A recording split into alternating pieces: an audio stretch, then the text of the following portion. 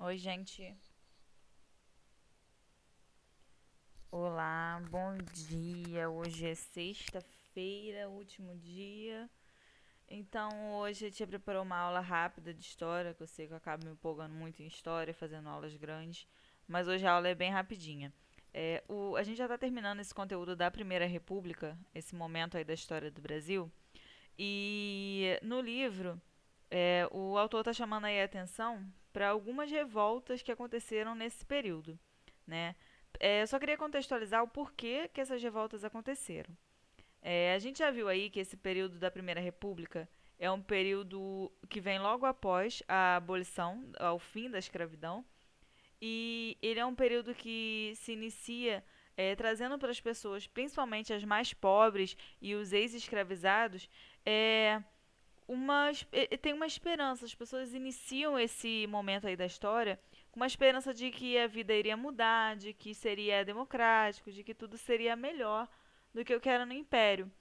Mas a gente já viu que as administrações da Primeira República, elas foram muito impopulares, elas foram muito antidemocráticas, né? Não foram beneficiadoras assim para essa população mais pobre, né? Ela sempre privilegiou aí as elites, os coronéis, os grandes fazendeiros. E assim, isso é a característica aí da Primeira República.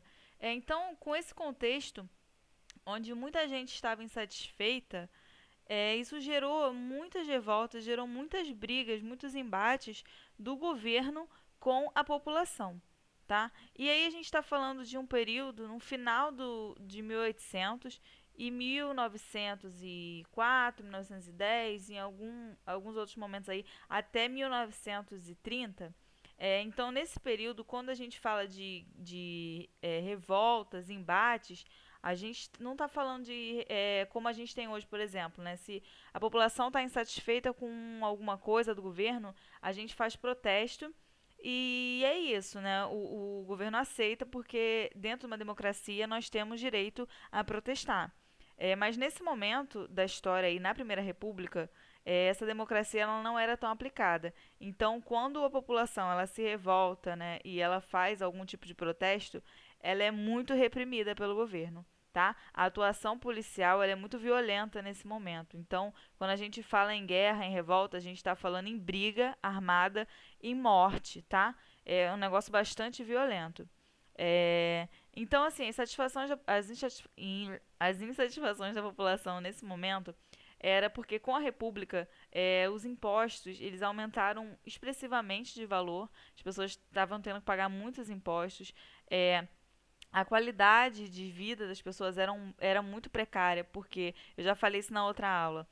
As pessoas que tinham acabado de ser libertas da escravidão, elas não tinham onde morar, elas quase não tinham empregos, eram só empregos que pagavam muito pouco, elas viviam em qualidade, elas tinham qualidade de vida muito baixa. Então, tinha uma grande população pobre no país, principalmente no Rio de Janeiro, né, na capital do país nesse momento.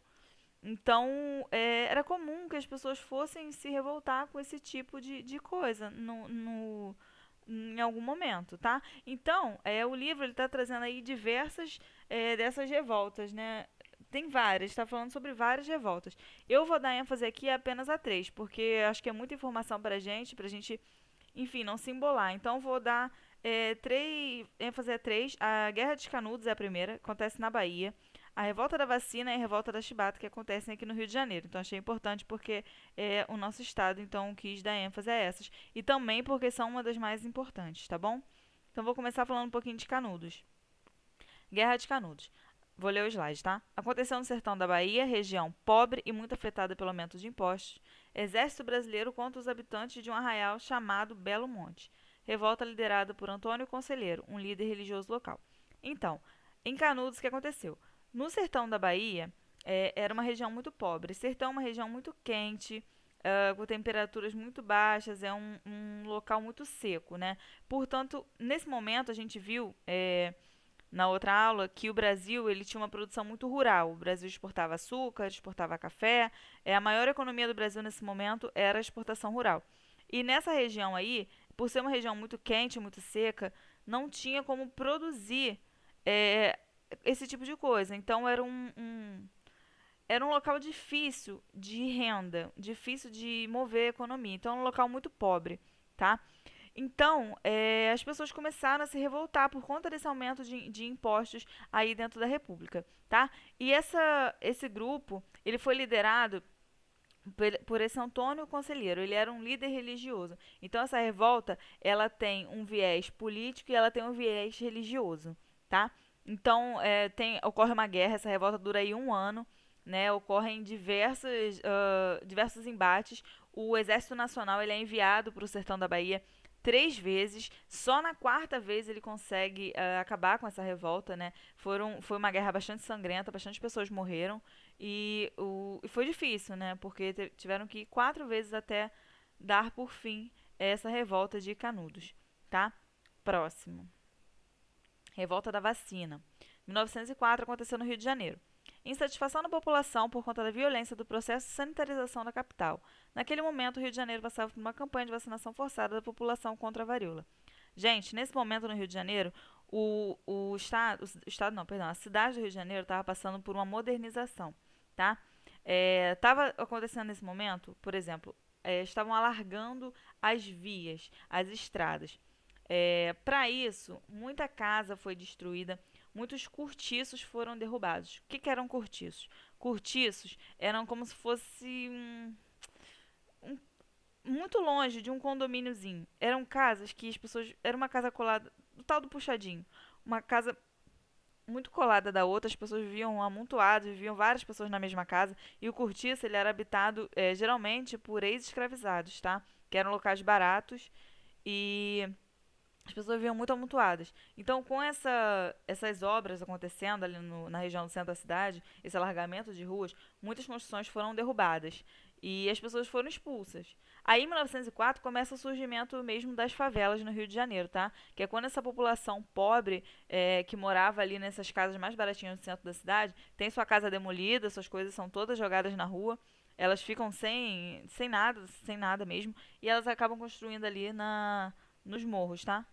Então, assim, essa ideia de sanitarização da capital, ela vem com uma ideia de limpeza, né? De limpar essas pessoas pobres, tirar as pessoas pobres do centro da cidade, que aquilo ali incomodava as elites, e trazer um visual bonito para o centro da cidade às custas daquelas pessoas, né? Então você retira as pessoas da moradia delas, e foi um processo violento, tudo na Primeira República é muito violenta, é muito violento.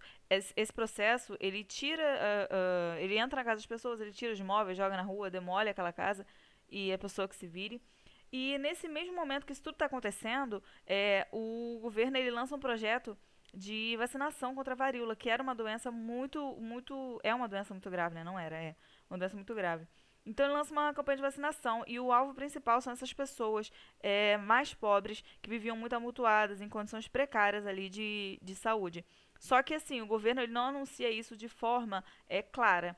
Né? Na verdade, tem pouquíssimo anúncio sobre isso. O que acontece são pessoas do exército entrando na casa dessas pessoas mais pobres que não tinham acesso à rádio, a nenhum tipo de comunicação, não sabia nem o que estava acontecendo, e essas pessoas entravam à força na casa dessas pessoas pobres para querer vacinar elas, e elas ficavam desesperadas. Você imagina, você tá na tua casa sem saber de nada e do nada começa a entrar um monte de gente vestido com aquelas fardas militares querendo vacinar você. É uma loucura, né? Aquilo não entrava muito na cabeça das pessoas que não tinham informação sobre o que estava acontecendo. Então, por isso é chamada a revolta da vacina. As pessoas não queriam ser vacinadas porque elas não sabiam o que era aquilo que estava sendo injetado nelas. Elas acabaram de ter sido despejadas por aquele mesmo povo, né? Aquele mesmo exército jogou toda a mobília, todos os móveis que ela tinha na rua, tacou fogo e tirou elas das casas delas e agora está entrando lá nas favelas para vacinar aquelas pessoas. Então eles ficavam assim, meu Deus, o que esse povo quer aqui?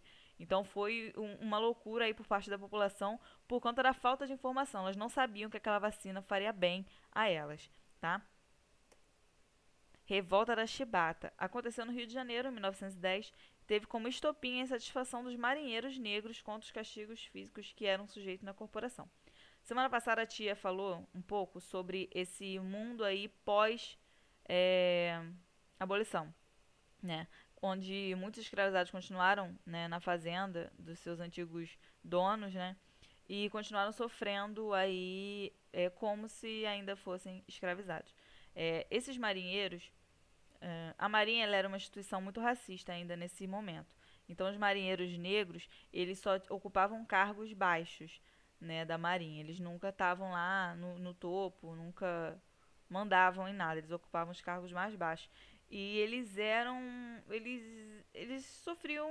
Enfim, eles sofriam o mesmo que eles sofriam lá na escravidão, né? A gente sabe que os senhores eles davam chibatadas nos escravos, nos escravizados, quando eles faziam uma coisa que eles não gostavam, era o castigo deles.